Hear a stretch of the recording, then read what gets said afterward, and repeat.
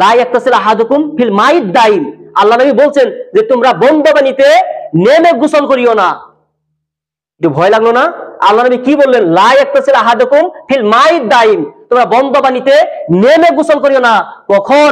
ওয়া হুয়া জুনুবুন, যখন তুমি নাপাক অবস্থায় থাকো। এখন বিষয়টা ক্লিয়ার হয়ে গেছে। যদি পূর্বে যে বাক্য রয়েছে এই বাক্য ডাইরেক্ট তাফসীর করা হয় তাহলে বিষয়টা আমাদের জন্য কঠিন হয়ে যায়। হাইরে, আমরা পুকুরে কি নেমে আমরা গোসল করতে পারবো না? আমরা একটি খাল, ছোট্ট খাল রয়েছে, ওই খালে কি আমরা নেমে গোসল করতে পারবো না? মানা করা হয়েছে। কিন্তু কখন?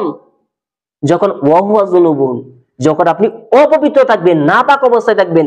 যেমন কোন মহিলা আপনার হাইজের অবস্থায় রয়েছে, এই অবস্থায় সে পুকুরে নেমে যাবে, মানা করা হয়েছে, না তুমি পুকুরে নামতে পারবে না।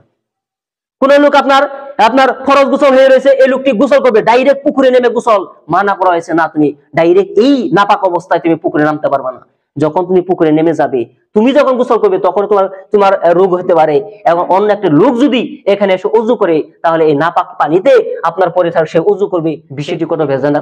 আল্লাহ নবী যেগুলো কথা আপনার নিষেধ করে, কখনো হারাম হয়ে থাকে আর কখনো অপছন্দনীয় হয়ে থাকে, মাকরুহ হয়ে থাকে। কাজে এই দুইটি বস্তু আমাদেরকে গুরুত্ব দিতে হবে যে আল্লাহ নবী যে বস্তু নিষেধ করবে এই নিষেধে হারামও হয়, কখনো অপছন্দনীয় হয়।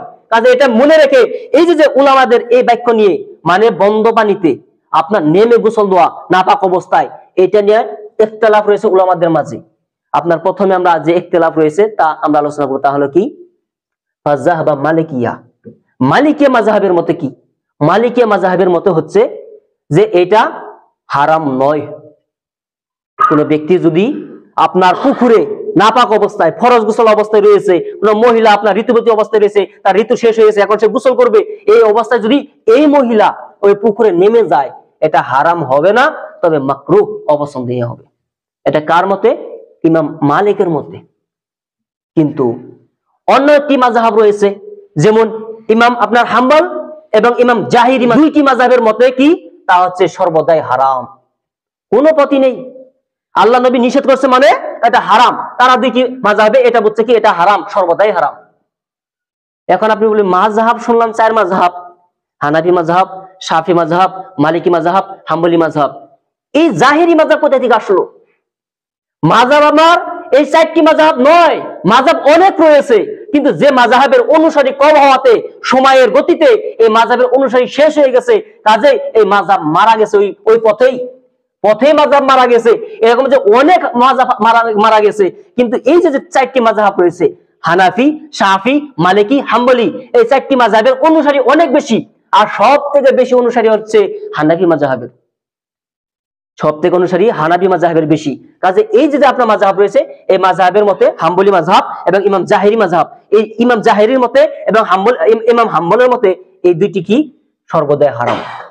কিন্তু আরেকটি মাযহাব রয়েছে, যে মাযহাবের নাম হচ্ছে শাফি, অর্থাৎ ইমাম শাফি রাহিমাহুল্লাহর মতে কি এটা হারাম হবে না।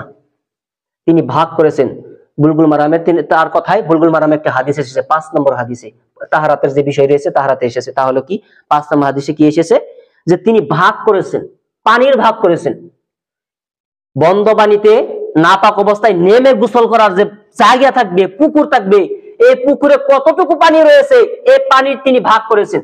যদি বেশি পানি হয় তাহলে নেমে গোসল দেওয়াতে কোনো অসুবিধা নেই, এটা মাকরুহ হবে, অপছন্দনীয় হবে, তবে গোসল ধুতে পারে, কোনো অসুবিধা নেই। আর যদি পানি কম থাকে তাহলে হারাম হবে। পানি কম থাকলে ওইখানে তারা কি করতে পারবে না, ওইখানে নেমে তারা গোসল দিতে পারবে না। এটা তিনার মতে, কার মতে? ইমাম শাফির মতে হচ্ছে কি পানির দুইটি ভাগ। এখন আমাদের মাথায় আরেকটি টেনশন আসলো, পানির যে ভাগ করছে, বেশি পানিতে নেমে গোসল করা যায়, কম পানিতে নেমে গোসল করা যায় না। এই কম পানি কতটুকু কম পানি, এটা তো আমাদেরকে বুঝতে হবে। আমাদের তো এরকম আইডিয়া করতে হবে না যে মসজিদের পশ্চিমে আপনার একটি পুকুর রয়েছে, যে গিরুবানির মতন পানি রয়েছে, এই পানিতেও কি আমরা নেমে আমরা গোসল ধুতে পারবো কি পারবো না? এটা তো আমাদের প্রবলেম আসতে পারে বা প্রশ্ন আসতে পারে। এই বিষয় তিনি কমপ্লিট করে দিয়েছেন, সহজ ভাষায় বুঝিয়ে দিয়েছেন। তা হলো কি, যে কম পানি হবে, এই কম পানি কমসে কম আপনার 2 কুলা পানি হতে হবে। 2 কুলা কতটুকু পানি? আগেকার জামানায় ওই কুলাটা বর্তমান কুলার থেকে ছোট, কিন্তু বর্তমান কুলাটা আমাদের মাপিক কুলা রয়েছে। তাহলে কি আপনাকে সহজ ভাষায় বললে, আমাদের ভাষায়, তাহলে এই চাইরা, এই যে আমরা ধান ভিজাই যে চাইরা থাকে, আপনার মাটির চাইরা, সিমেন্টের বানানো, এই চাইরার 2 চাইরা যদি পানি থাকে আপনার, এটা হচ্ছে কম পানি।